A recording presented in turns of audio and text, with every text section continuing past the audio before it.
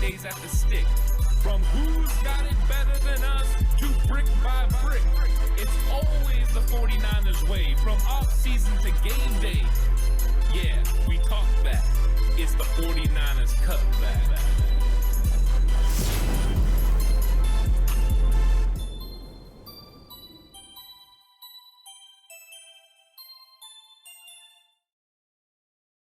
It's 49ers Cutback Podcast time. Welcome to the show, the game preview show, the 49ers versus division rivals, heated rivalry here with the Seattle Seahawks. The Seahawks are coming into Santa Clara with a 1-0 record after defeating the Denver Broncos, getting the best of Russell Wilson, and taking over first place in the NFC West. Cardinals, Rams, 49ers all fall in week one. Seahawks, who are expected to fall, win a close matchup, but beat the Denver Broncos 17-16. So Seattle's coming in riding high with quarterback Geno Smith, who's leading the way. It was an interesting game. The Seattle Seahawks scored all 17 points in the first half. Nothing doing in the second, but Russell Wilson and Denver had so many mistakes that they made inside the red zone and at the goal line that they weren't able to overcome and win. The Seahawks get the victory. The Seahawks are riding high, and now they're going to be facing the San Francisco 49ers. So Seattle Seahawks versus 49ers. Here we go. I'm excited for this one. This is going to be a good one. I got the Bosa shirt on because I think Bosa is going to have an impact in this game. But I'm going to be going over key matchups. I'm going to talk about offensive and defensive key matchups, areas that the 49ers can target and go after. Of course, a wow, that's bold prediction for the game. And then I'll give my game prediction as well of who I expect to win and what the score will be. Maybe it'll surprise you. Who knows? But that'll be coming later on in the episode. But first off, some quick takeaways from everything that happened last week. Of course, the 49ers struggled with turnovers. They struggled with penalties. They really did help the Bears a lot. They helped beat themselves. That's not something you want to do. Kyle Shanahan spoke about this. They talked to the team. They're going to correct these mistakes. Now, one thing that we're not going to be able to correct potentially is the rain, because it appears that the rain is coming for the 49ers and Seattle Seahawks this week. 60% chance of rain as of recording. So it's actually going up. It was 40 at the beginning of the week. So it continues to rise. Chances that rain is going to impact this football game are there. Now, the 49ers have some experience already playing in Chicago's torrential downpours. Don't expect that to be the case this week for the Niners for Seattle. It'll be a little bit less. The rain won't be, as important or as difficult to deal with for the 49ers or the Seahawks, but it will play some sort of a role. You got to think the Niners have a little bit of an advantage with that, but Seattle is from the Pacific Northwest. They deal with rain all the time, so I'm sure they're going to be ready for it, and this is going to be an interesting matchup. It's going to be fun. There are some players for both sides that are, really big impact players, and some players for the 49ers are going to get tested for the first time at a high level. One of those, in fact, is Samuel Womack. Samuel Womack is going to get tested in the nickel because he's going to have to go against players like Tyler Lockett and DK Metcalf, and of course, speedster Marquise Goodwin, know your name.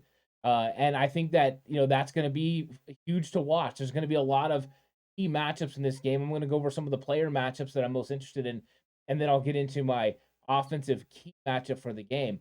But I think that there's other ones as well, because we have question marks now at the running back position. Elijah Mitchell is out for the significant future, and the 49ers have Jeff Wilson Jr. as the number one running back. Behind him are undrafted free agent Jordan Mason and TDP, Tyron Davis-Price, who was the third-round pick at LSU.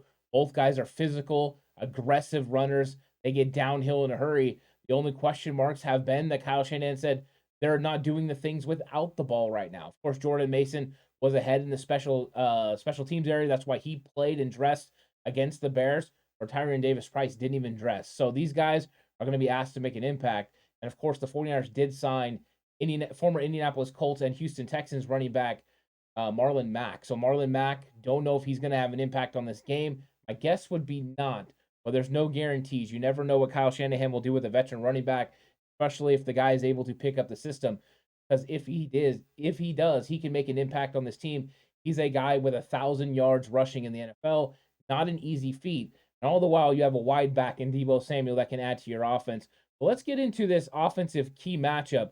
My offensive key matchup is Mr. Clean, 49ers pass protection against the pressure that Seattle's going to put on. Now, Seattle went after Russell Wilson with reckless abandon. The two outside guys, the outside linebackers, brought the heat pretty consistently. Seahawks were bringing those guys off the edge, and it was pretty exciting to see what they were doing. They were trying to get after Russell Wilson. A lot of people try to do that to Russell Wilson, but they were actually doing it. And Ford, was doing it. Awusu was doing a good job as well. They were putting pressure. They were flying up the field on the outside for that speed rush. And sometimes they were able to get home. Sometimes they were able to frustrate Russell Wilson. I think that's going to be something that's important because we have Trent Williams, but Trent Williams didn't exactly have a clean sheet last week. Now, it's Trent freaking Williams, so you expect him to do pretty good. But we'll see what Seattle does because they were dialing up blitzes. If they're dialing up blitzes, that's a lot different than what the 49ers saw against Chicago. Against Chicago, the 49ers did not see any blitzes at all. They rushed for every single play. And so it was one interesting game plan for the Chicago Bears, and it worked out for them. The problem is, will Seattle do that? Because Seattle was bringing pressure. And if that happens, the 49ers are going to have to work on their blitz pickup. They're going to have to work together. They're going to have to show chemistry on that offensive line, which maybe they haven't done yet. So keeping Trey Lance clean, keeping him Mr. Clean is going to be one of the most important things that they're going to have to do on Sunday. Because if they can keep him clean, he's going to be able to find open receivers. Jamal Adams is going to be out. They're already starting rookie Tariq Woolen at right cornerback. That is a question mark. Now, I like Woolen a lot. He's a big, tall, physical, fast cornerback. But in the game against the Denver Broncos, he was getting beat, and he was also getting exposed as somebody that likes to get physical. Those are opportunities for the 49ers to be able to make plays. So giving Trey Lance a clean pocket will allow his wide receivers to make plays down the field, and there are chances to do so. The aggressive style of Seattle Seahawks is what you have to take advantage of. Take advantage of those guys coming upfield. Now, part of the way they're going to keep the Trey Lance clean by running the football. You're going to have to run the football, and that's a huge question mark in this game because you don't have Elijah Mitchell. With Elijah Mitchell, 6.8 yards a carry. Without Elijah Mitchell, the best one you got is Deebo Samuel, and he's a wide receiver.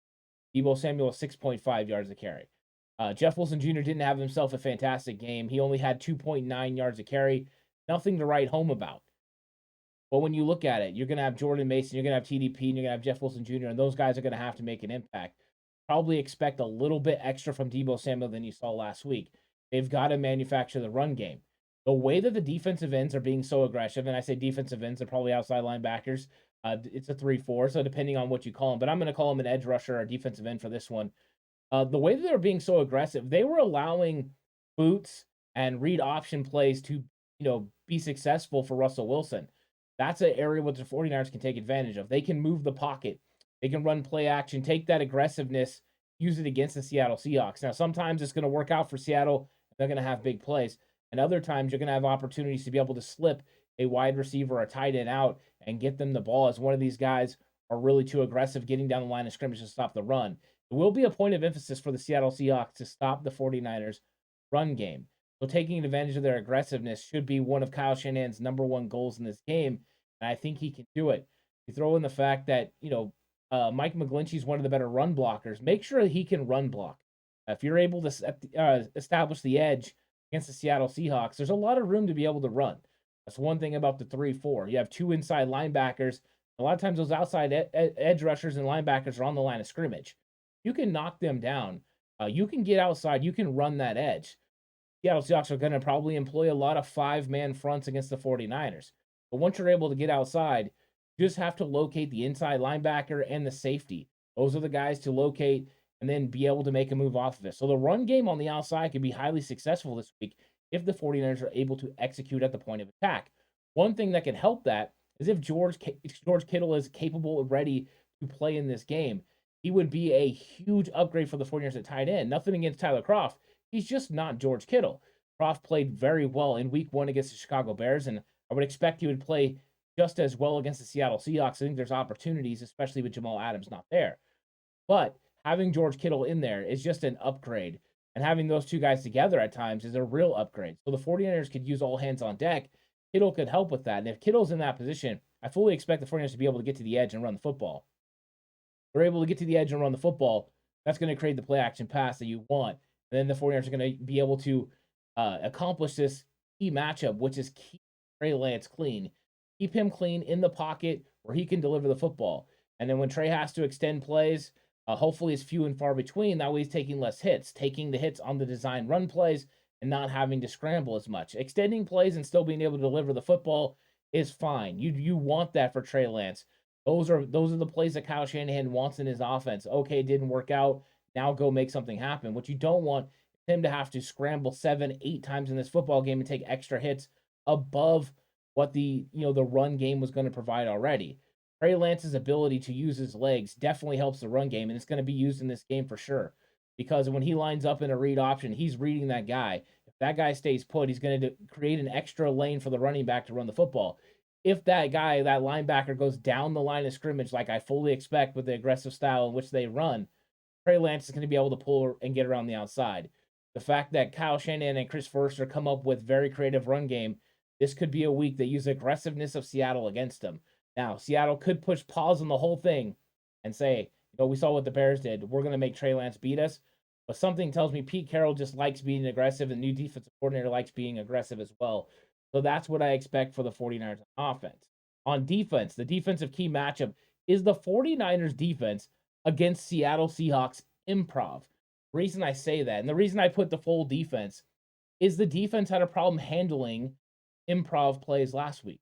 Justin Fields, getting the ball out there to the Catman, Dante Pettis, for the touchdown. A play that completely broke down.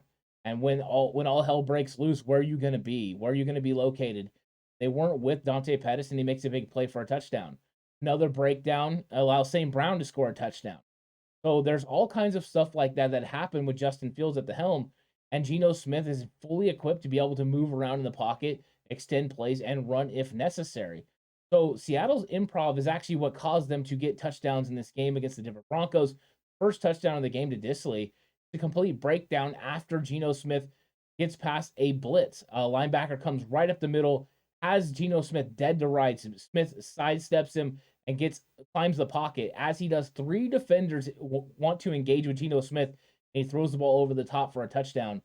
Those things you can't allow to happen. So you need to clean up those mistakes, not allow any improv plays, because if you play it straight, you have an opportunity to beat the Seattle Seahawks. Now, over on Patreon, you can check out my breakdown of the Seahawks versus Denver Broncos, the scouting report, going over all the things the Seahawks did well, the things that the 49ers can take advantage of, the things that the Seahawks do well that the 49ers maybe are weak at.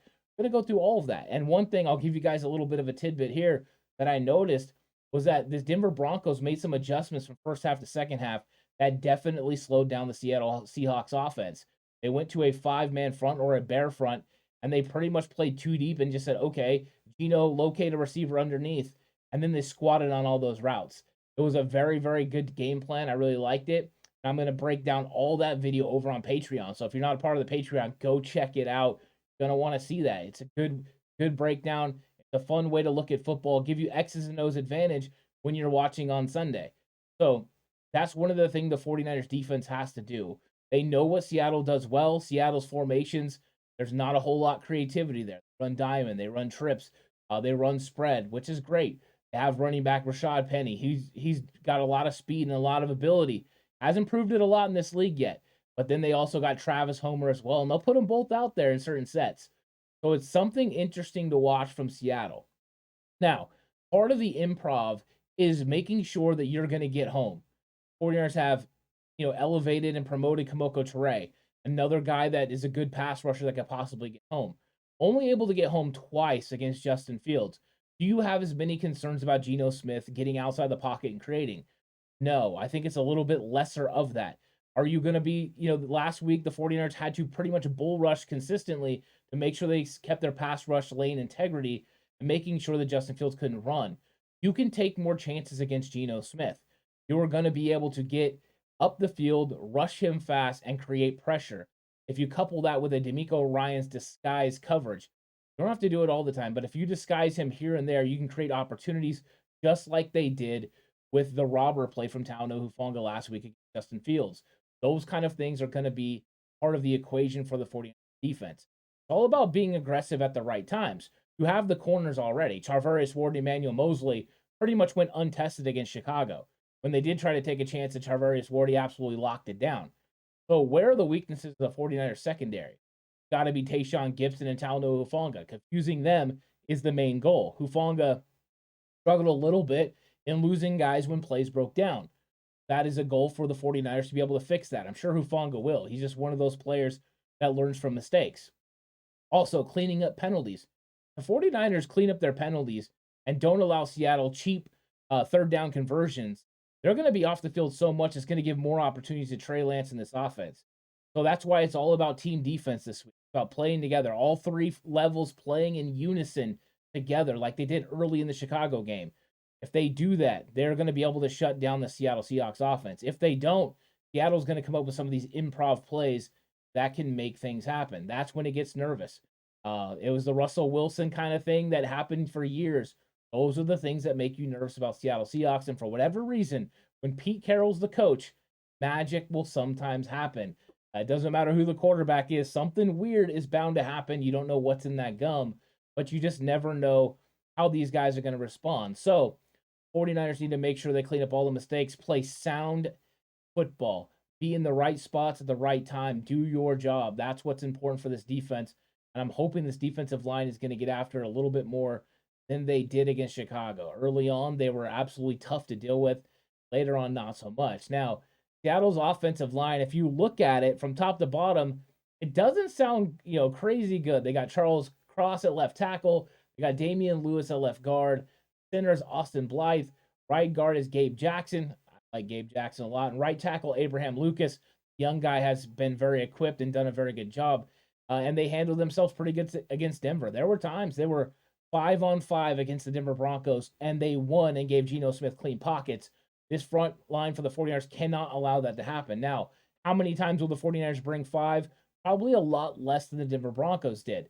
But can they get home with 4? If they can get home with 4, they're going to have a better chance of winning against the Seattle Seahawks because they're going to be able to keep one extra guy in coverage for Geno Smith, and he was struggling in the second half with 6 guys in coverage. So the 49ers are able to add a 7th guy. It can make it even more difficult for Geno. Get after him early and often. Then you can possibly have a very good day. So those are the offensive and defensive key matchups. Some of the other matchups to watch, of course, you're going to have Marquise Goodwin, the former 49er, with that at tremendous speed, being able to take the top off the defense. Just seeing how they handle him and what they do with him is going to be fun. But this 49ers secondary, Emmanuel Mosley, Charvarius Ward, Womack, Hufanga, and Gibson against this wide receiver group. Tyler Lockett, DK Metcalf, Marquise Goodwin, they're all problems. Throw in the fact you got tight ends that can get it done as well, like Noah Fant and Will Dissly. They've got some weapons there. So the secondary is going to be tested. It was not tested a whole bunch against the Bears, but this will be the test. Womack, of course, will be tested in the slot. Let's see if the 49ers leave him there. And let's see how they handle DK Metcalf. Are they going to let Charvarius Ward and Emmanuel Mosley man up on DK Metcalf? Patrick Surtain did that to DK Metcalf in the second half. He equated himself really well. Will the 49ers employ a similar game plan? They just might. If they're able to limit DK Metcalf by going one-on-one, then they're going to have a really good chance to win because then they can give help to Samuel Womack in the slot on Tyler Lockett, and then you can cover Marquise Goodwin on the outside with the other corner. So the 49ers are definitely equipped to handle what the Seahawks do as long as they're able to handle the physicality of DK Metcalf. But I think that's part of the reason they got Charvarius Ward. He's a physical, big-time corner. He's probably going to get away with tugging and pulling on DK Metcalf because he's so big this week.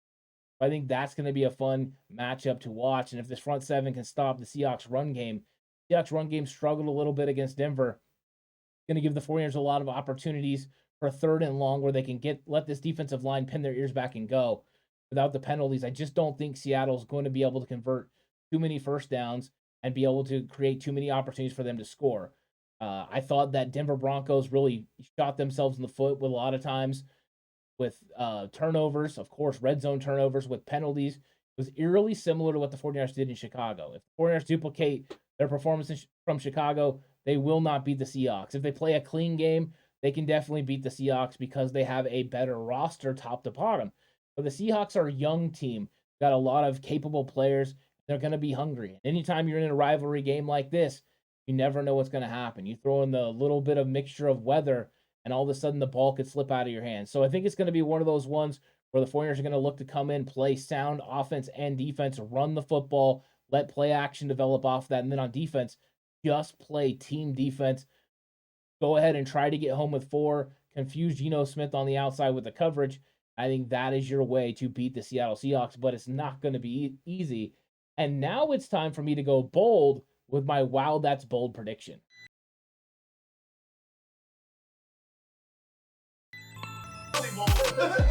Whoa. Whoa. Whoa.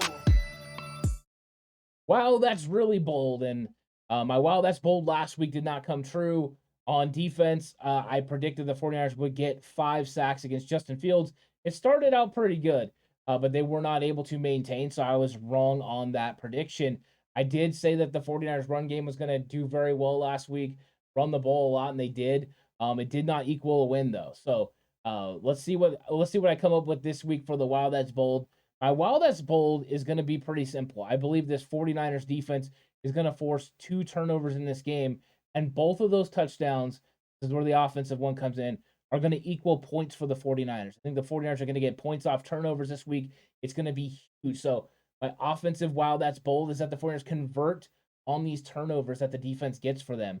I look for the defense to cause some problems for Geno Smith, for him to potentially put the ball on the ground. There were opportunities in the game on Monday where he put the ball on the ground.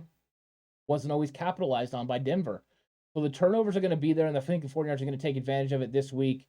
And I think that's my wow, that's bold for this week. Niners, 2 turnovers on defense. Offense capitalizes with that. I'm going to throw a little bit extra in there because I believe the 49ers are going to hold Seattle under 40% of third down efficiency and conversion rate. So under 40% and give them a chance to win this football game.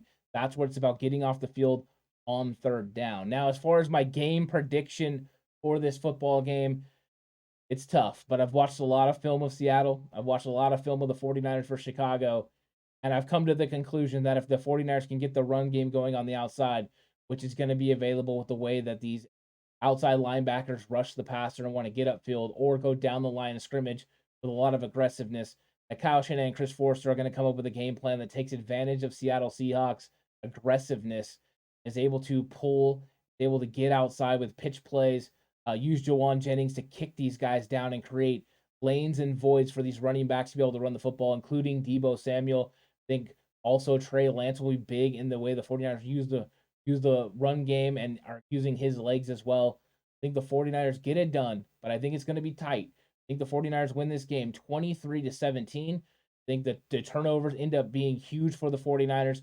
49ers come away with a victory against the heated rival Seattle Seahawks, get back on track, and then get ready for Sunday Night Football against the Denver Broncos.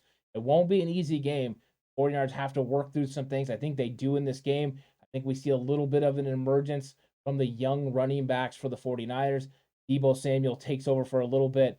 I think Brandon Ayuk gets going as well. So I hope you guys all enjoyed the 49ers versus Seattle Seahawks game preview show. Looking forward to all the rest of the content that's coming out. Tomorrow, of course, Cover 2 with Warren. We're going to be getting deeper into the Seattle Seahawks game, talking a little bit about Bears with player performances, but mainly about the Seahawks. And then, of course, on Friday as well, what's good with Jay in the Bay. He's going to be talking about his 5 big things the 49ers need to beat the Seattle Seahawks. And on Saturday, what's the game plan? I'm going to get even deeper in what the 49ers are going to do on offense and defense to beat the Seattle Seahawks. I'm going to go X's and O's for them. So, of course, you can always check out on Patreon all the breakdowns that are happening over there and all the shows. This was bonus week, so you got all those shows right here on YouTube. So if you haven't watched Slightly Offsides, Face Off, go ahead and check those out as well. And then on Sunday, after the game, 49ers versus Seahawks, join me for the game reaction show. Let's have a fun conversation, get all into it. Hopefully we're celebrating a 49ers win. I believe we will. And it's going to be a fun one. 1-1, tied for the NFC West division, heading into Denver. That's what you want from the 49ers. But it's all about executing. It's all about bouncing back. I think they're going to prove it this week that they can do that. So it's going to be a fun one. I hope you guys all enjoyed it. Have a good night. Stay safe. And remember, the right way is always the 49ers.